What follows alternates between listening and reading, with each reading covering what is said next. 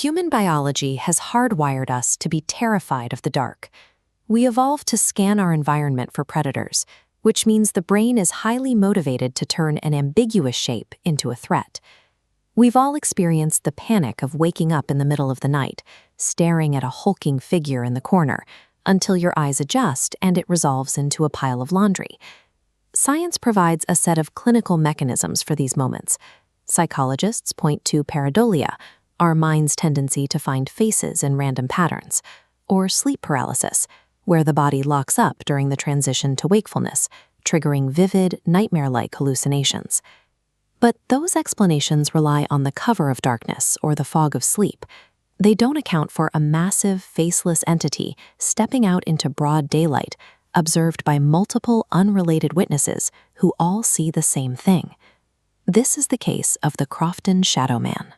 The specific timeline of these events suggests that our standard psychological safety nets might not be enough to explain what happened in this Yorkshire village. The events center on a 7-year-old boy named Julian.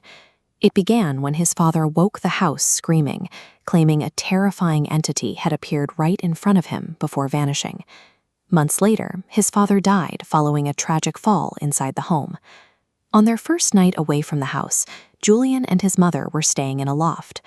Julian woke to find a solid, impossibly tall black figure watching them from the window. When he screamed, his mother bolted upright and began screaming as well. She was looking at the exact same spot. A grieving mother and son experiencing a simultaneous terror response in a dark, unfamiliar room fits the profile of a shared trauma hallucination.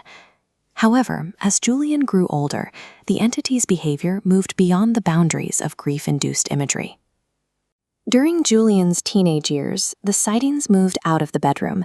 Entirely separate groups of his friends began spotting a towering, pitch-black figure watching them from the village streets and the local graveyard, often in the middle of the day.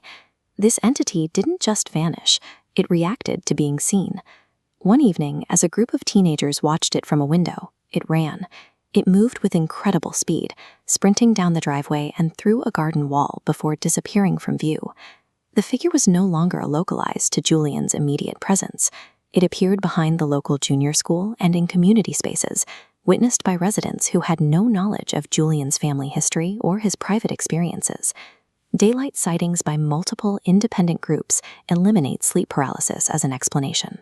Furthermore, the consistent reports of a solid, three-dimensional form that physically reacts to its environment make the theory of a simple optical illusion difficult to maintain. In 2002, Julian lost his mother. After her death, the visual sightings of the Shadow Man were replaced by an aggressive, targeted physical presence that seemed to dominate the family home. The manifestations were highly specific. An antique cabinet in the living room began repeatedly unlocking and swinging open. Julian eventually realized the latch was turning at exactly 2:11 a.m. every night, the precise time his mother's death had been recorded at the hospice. Then the activity turned violent. Julian was struck by an unseen force with enough power to knock the wind out of him. Shortly after, he and a friend discovered wet, blood-like smears dragged in horizontal lines across the walls of the downstairs rooms and up the stairs. These events weren't only witnessed by those close to Julian. When local police responded to a call at the house, the officers reported a heavy, unnatural atmosphere. They were so unsettled by the environment that they refused to remain inside the building while waiting for Julian to return. The physical reactions of these impartial outsiders, trained officers who were unwilling to even stand inside the home, suggests the phenomenon wasn't confined to a single, grieving mind. When third parties report the same physical unease, a theory of localized shared delusion becomes much harder to support. Julian later discovered that his father had been deeply involved in occult practices and chaotic rituals during his youth. This hobby apparently ended in a state of panic, with his father seeking help at a local church, claiming he had done something he couldn't undo. Contrast this with the experience of the family who bought the house after Julian left. They also report ongoing paranormal activity, but they describe the house as a happy home, filled with light and joy. This leads to a different possibility, that the supernatural acts as a mirror. The entity may have been invited in by the father's rituals, but it spent decades feeding on a family's generational grief, reflecting their specific emotional darkness back at them. Julian's experience is part of a much larger global pattern.